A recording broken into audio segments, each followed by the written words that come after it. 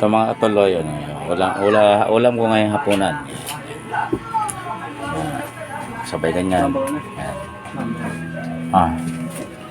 Ito rin yung paksiw. Bukas madilim na kasi, nandito sa labas eh. Yan, paksiw yan, paksiw. Ayan, ilawang ko lang ha.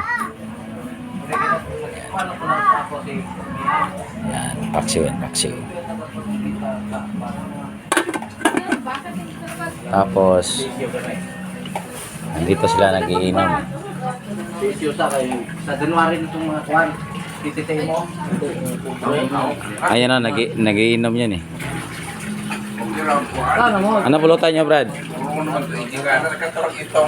Yan, napulutan nyo isda din. Sa Sundong, nagluluto Sundong oh.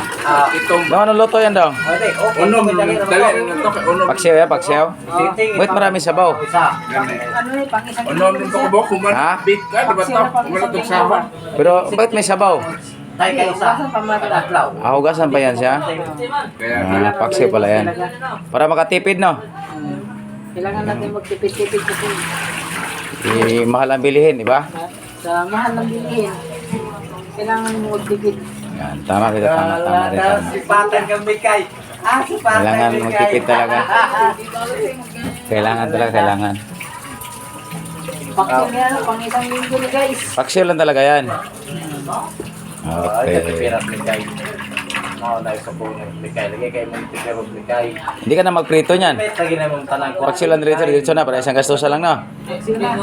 Para isang gastos lang. Isang gastos lang. Okay.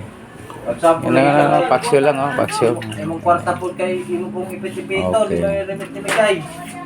Tama din yung ginagawa niya kasi magbayad pa boarding house niya, mahal pa ang bilihin, tama lang din yan. Di ba dong, tama ang sinabi ko na, di ba? Kasi nagbabayad pa tayo ng ano eh.